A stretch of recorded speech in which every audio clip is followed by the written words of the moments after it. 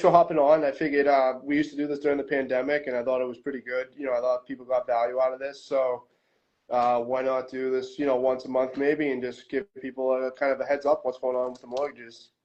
Yeah, I'm down for anything. I love to speak, so you know how that is. I love to Yeah. talk, sometimes maybe a little too much. But yeah, absolutely. I'm here.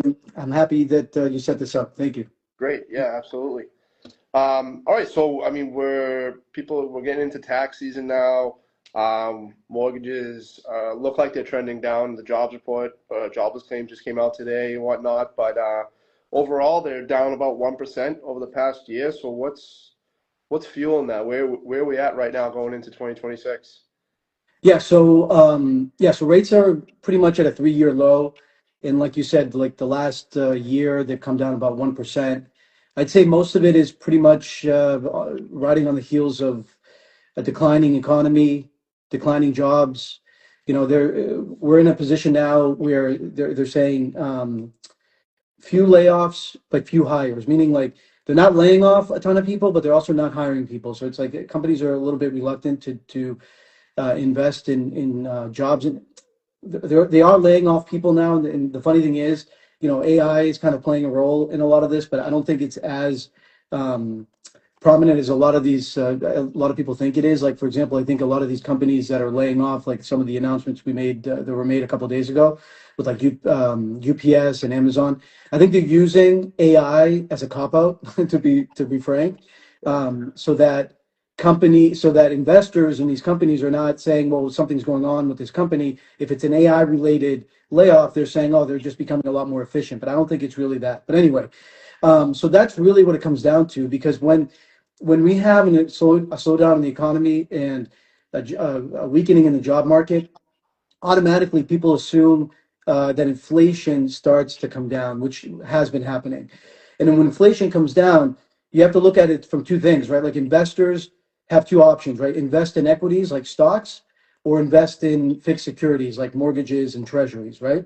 Hmm. And it just flows back and forth depending on the environment, the economic environment. And I think a lot of these investors are just saying, hey, maybe I'm a little over leveraged in the stock market. Let me just start buying up some of these treasuries and some of these mortgages. And that's what's leading to mortgage rates coming down, right? On top of that, the administration basically, with no uncertain terms, basically coming out and saying we want the Fed fund rate to be lowered. So a lot of investors are saying, well, if there's a conscientious effort to drop the Fed fund rate and the treasuries, then let's get in on that wave, right? Because we're just going to ride it. So I think that's where a lot of that is coming from. But what's really important is when we talk to a lot of clients, right? They're like, oh, I'm just going to wait. I want prices to come down. I think there's going to be a crash in the market. Well, there hasn't been really a crash, at least not here in the Northeast. What we've seen is a curve in appreciation, right? So now it's like single digits. And I don't think that's necessarily a bad thing. I think it's actually very healthy. I think what we witnessed the last, since COVID, were double digit increases.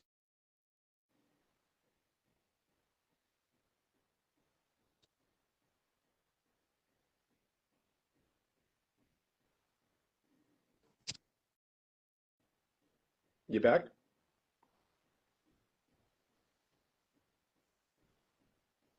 We've witnessed is double digit appreciation, right? That was very unhealthy. Like we basically made up the appreciation that we saw in the last like 3 years was the equivalent of like maybe 10 or 12 years, right? Right. So anyway, long story short, what people have to understand is when rates come down 1%, that's the equivalent of increasing your purchasing power by 10 to 12%. That's a 10 to 12% discount if you look at it that way, right? That means that you can look at it from the other side is rates coming down 1% is like prices of homes coming down 10%. And there you go. There's your discount that everybody's been waiting for. So you got to keep it, we have to understand that that's probably most likely where you're going to get your value versus waiting for prices of homes to come down, right? I think that's really important to highlight. Just to take a second and just kind of repeat that, because like you just said, I think it's a common dialogue that we hear as real estate agents, but obviously also as mortgage brokers as well, is just that we're waiting for prices to come down, right? Right. And we're not necessarily seeing the prices come down, but like you just said, the purchase power is increasing with these mortgage rates starting to come down. So Right. I think that's really important to kind of just Yeah. hammer home to consumers out there right now. Yeah, so again, a lot of reluctance with my clients has been, I think there's going to be a crash in the market. I think prices are too high and all that, which is true. I mean, we've had appreciation, like I said, double digits since COVID, but now it's starting to slow down to single digits, which is a lot more normal. But there's never going to be a crash here in the Northeast because we have very limited inventory and a lot of demand for housing here in the Northeast because we have infrastructure, we have schools, we have hospitals, we have companies here. There's a reason for people to live in Massachusetts, so you're never going to see a significant drop in prices. But what you will see is what's just happened, which is a 1% drop in interest rates, which is like getting a 10% discount on these homes. Yeah, absolutely. And I think I just read an article the other day that Redfin put out about, I think it was like 62% of homes took less than what their listing price was in 2025. And I was interested, I dug into it a little bit to see what that looked like in our area, specifically like the Middlesex County location. And that wasn't the case at all up here from a micro level. Yeah, That stat obviously was a national level, but yeah. just to, repeat that the Northeast is a strong market nonetheless. So, Yes, yeah, it's agreed, interesting to agreed. read. Yeah, So there's a lot of talk out there with this administration. Obviously, you touched upon it briefly that the goal is to get the rate down. That's one of their goals. So there's been, I think, since December, there's been a multitude of options that have been thrown out about a 50-year mortgage, portable mortgages. I think I read, yeah. and so on and so forth. But I think the best one, at least from what I heard, is that they're instructing Fannie Mae and Freddie Mac to buy $200 billion worth of mortgage-backed securities. Is that correct? What's that all about? Yeah, so I think the administration is definitely making a conscientious effort to battle home affordability. Mostly because it's a political issue right now. I think they're basically gearing up for the midterm elections, and they just want people to understand that they understand that there's an affordability issue, and they're trying to tackle it. So they're throwing out all these ideas. I think the portable mortgage idea is never going to happen because there's too many legal loopholes to overcome. Because when we sign these notes and these mortgages, it specifically states that it can't be transferred from property to property. So to unravel that would be insane, right? The 50-year mortgage, similar, just from an exposure standpoint, when people are investing in these mortgages, it's already difficult to get people to invest in 30-year fixed investments, never mind 40 and 50. So I don't think that will ever happen.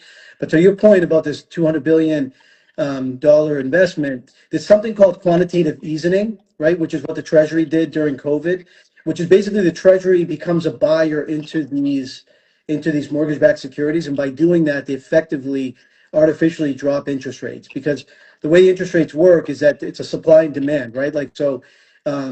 There's all this supply of mortgages. Like whenever we write these mortgages for clients, they get sold in Wall Street. And depending on the demand, if demand is high, supply is low, that means prices of these mortgages goes up and interest rates continue to fall, right? But if there's not demand and supply starts to increase, then prices come down and yields go up or interest rates go up, right? But when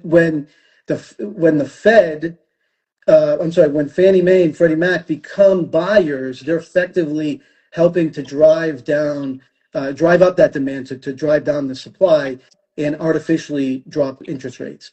Um, what's interesting is that $200 billion is a lot of money, but it's a drop in the bucket in terms of the overall scheme of things, in terms of how much money has been invested. So I don't think that's going to have any significant impact immediately. However, what it will do is help incentivize all the other investors that are kind of sitting by the sidelines and saying to themselves, well, should I buy these mortgages? Should I not? What's the environment look like? Well, this is where they may get off the fence and start to invest in these mortgage-backed securities because they know, okay, well, Fannie Mae and Freddie Mac are going to invest in them.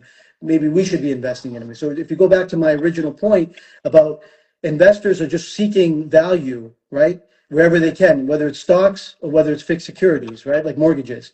So this is where I think the value is now for them because they're saying, look at all the attention that's being placed Yeah. in this market. Let me jump on this wave, right? So I think that's where it's coming from. Also, what a lot of people are not talking about, it's kind of, me being a nerd and just reading up and listening to podcasts about all this stuff. What's really interesting is Scott Besson, who's the Secretary of Treasury, and on the back end, what he's trying to do is unravel some of these banking regulations from the Dodd-Frank bill during the financial crisis. One of which is banks are very limited in terms of where they can invest their money, right? Because after the banking crisis, they put in restrictions and they said, okay, well, the banks have to have this much amount of money in reserves before they can go and invest it, right? Because when people deposit their money in the bank, that bank takes that money and invests it, whether it's stocks, treasuries, mortgages, whatever they're doing to make money on that money, right? Hmm. Well, they've been restricted since 2008. Well, Scott Besson wants to release that restriction and allow these banks to, guess what? Buy treasuries, buy mortgage-backed securities. So they can also be now a player in this market. And that inadvertently or indirectly starts to drop interest rates as well. So I think that's what's going on in the back end. Oh, good. Good. I think you might have touched upon it, but there was a question here. How is demand right now for mortgage-backed securities? I know you just probably touched upon it I think a it's little bit. pretty good. I mean, it's stable. It's not like hitting it out of the ballpark, but it's stable, which is the reason why we've seen rates come down. So when do we know that this has been like has this already taken effect? Has this already been are we seeing the effects yet or what is there a It's lagging? happening. It's happening in segments. So no, we have not seen the immediate effects of it. But I think again, I think just in general, there's a lot of attention that's being placed in this market, and that's Hmm. why we're seeing. Well, we're actually seeing a lot of volatility. There's like up and down every day with interest rates, which tells me that there's a lot of interest and there's a lot of activity in the market. Nice. Good. So with that being said, and I know obviously we don't have a crystal ball. I mean, I think rates are at like 6.25 nationally, something like that right Yeah, now. Like going forward, where do you see the end of this year look like? I know it's a tough forecast, but yeah. are we in the So fives? I think so. I think based on everything that I've been reviewing, and analysts believe that rates probably will um, definitely hit in the high fives. I think what's going to happen though, because of that volatility that I was talking about, and to be frank, and this is not a political statement by any means, but the administration's a little kind of unpredictable in terms of like, the geopolitical climate, which does have an impact on interest rates, right? Because, any particular news that comes through can sway investors one way or another. So what I caution everyone is, yes, I think rates could come down, right? But I don't know if it's going to be a sustainable phenomenon. Meaning, like if rates come down to like 5.75, for example, I don't think they're going to be down 5.75 for like 6 months or 7 months. I think it could be like 2 weeks at a time, and then they go back up, and then they come back down. Like on average, yeah, maybe they might be in the fives by the end of the year, right? My point in telling everyone this is if you are interested in buying a home, jump on it, right? Jump on it, but don't wait for rates to come down and say, well, I'm waiting for rates to be, 5.5 or 5.25 or whatever it is. Because if Yeah. they do come down, it may just be short lived, right? But even so, if you are in the market to buy and you're like, I got to buy something because whatever, I'm spending all this money on rent, or my housing circumstances are not, the house is too small, or whatever the case may be, I'm saying invest in a home.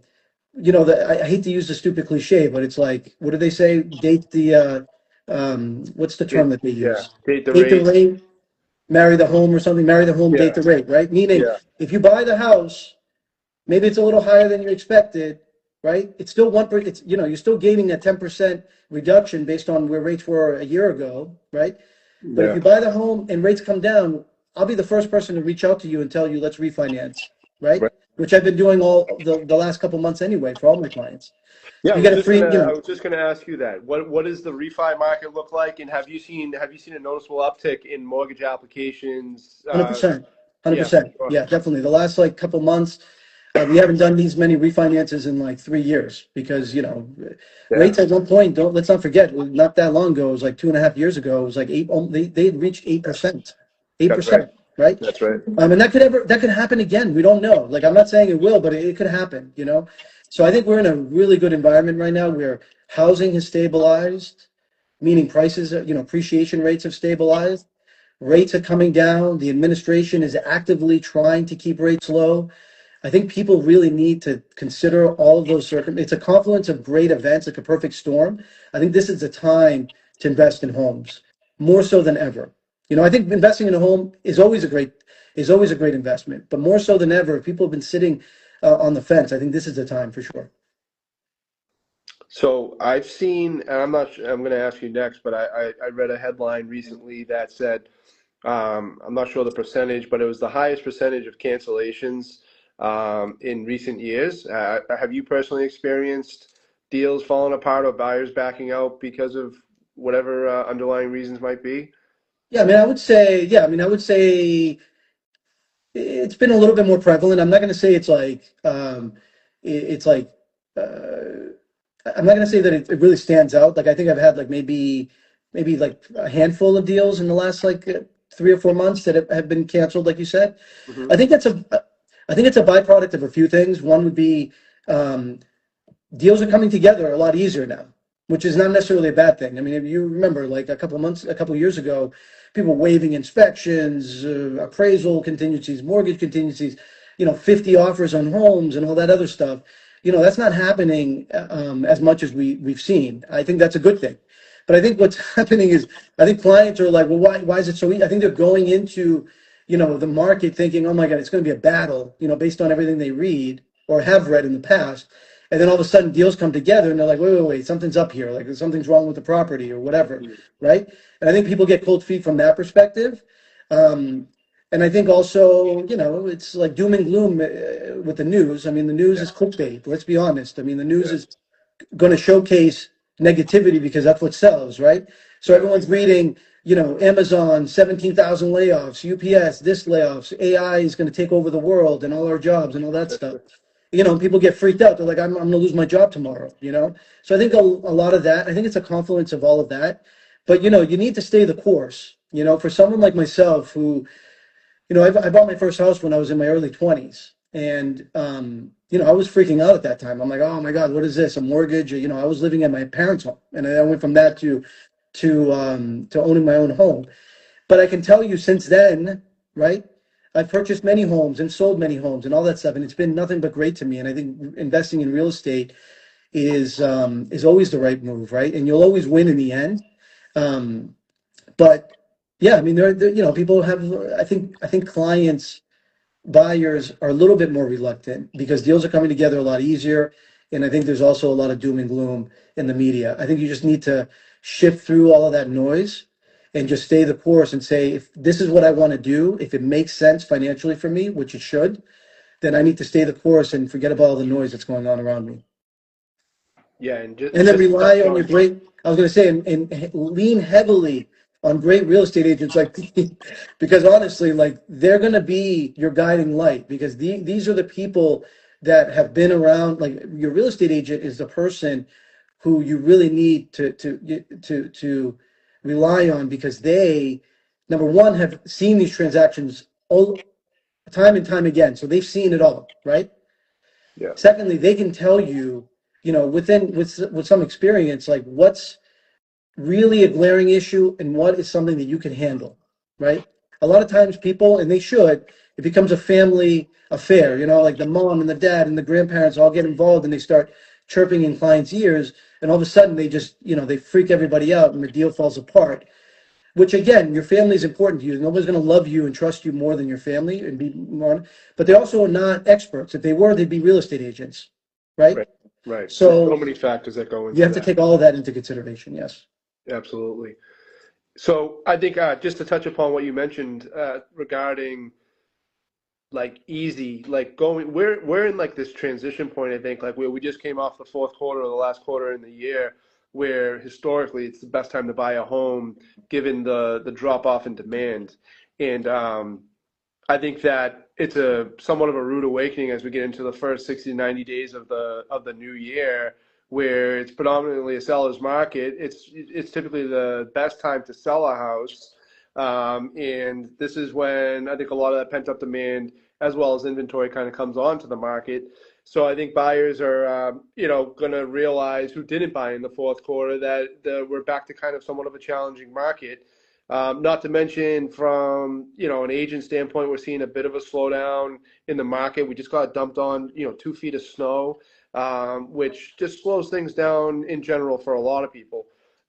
So we are seeing inventory come on. In certain spots and certain markets, we're seeing more inventory come on than there was last year already.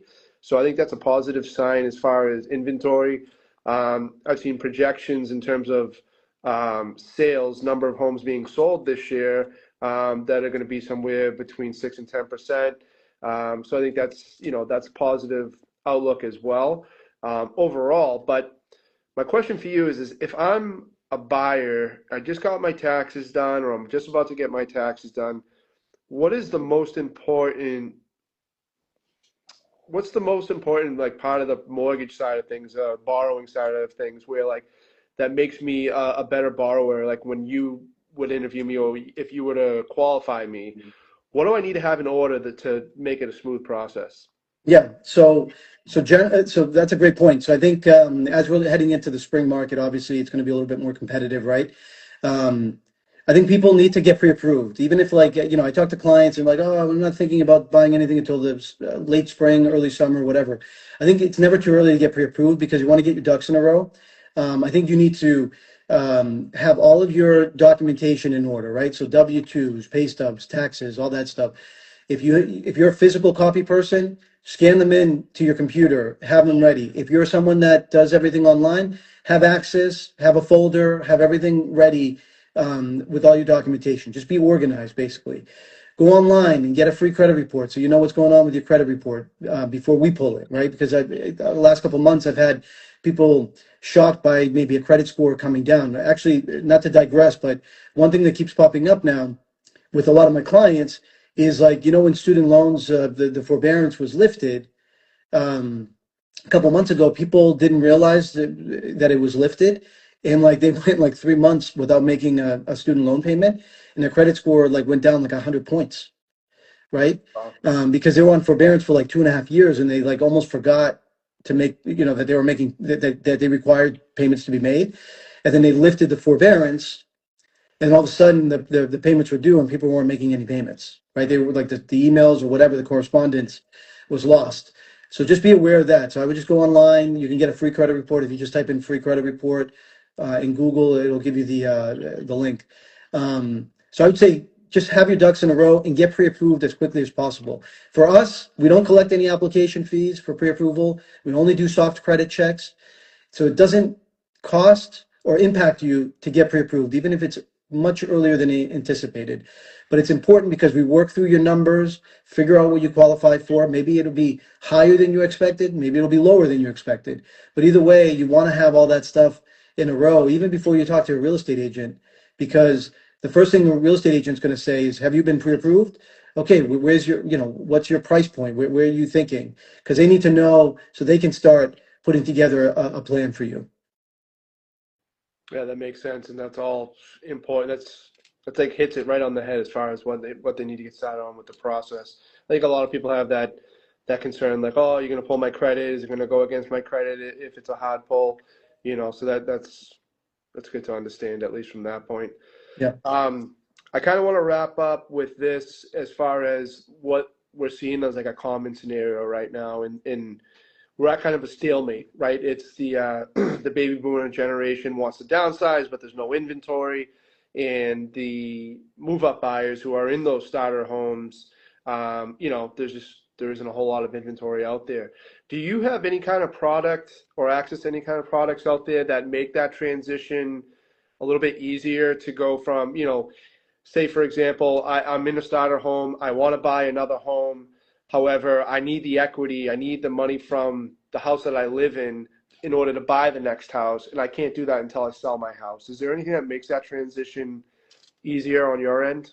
Yeah, we do. We have a couple things. One is a bridge loan, which is pretty traditional, right? Like where we basically take out a loan from your existing home and we place it as a down payment on the new home. right? And if your house is listed for sale, we don't have to count that against you, meaning that bridge financing. So that's one option. We just introduced a 7-day HELOC. It's called a digital HELOC, where basically people go online, type in their credentials, upload some documents, and then the HELOC gets approved, and the money is in your account within 7 days. So that we have both options, and that's a good way to kind of get access to money really quickly. So yeah, so we definitely something that we can definitely work on. I think that's really important to your point as we head again into the spring market to just basically, create a competitive advantage, position yourself in a way that you have the most strength as a buyer and you're going out to make these offers. Yeah, I think you said you called it a digital HELOC, is that right? Yeah, everything's done online. Yep. It's a game changer. I Yep. feel like for people that are in that position. So awesome. Yeah, well, look, I don't want to take up too much more of your time, but this was great to hop on here. I think it's going to be really informative for people that are just about to get into the market this year. Let's connect again in like a month or so and see where everything's at. In the meantime, if people are interested or have questions, where can they reach you at? They can reach me at Greg Jokis, Guild Mortgage, online on Instagram. They can call me at 617-791-2054, or they can email me, gregjokis@guildmortgage.net. Great. All right, man. Well, I look forward Thank you. to doing lots of business with you this year, and we'll talk Yes, soon. appreciate it. Go Pats. Thanks. Yeah, let's go. Bye-bye. Bye.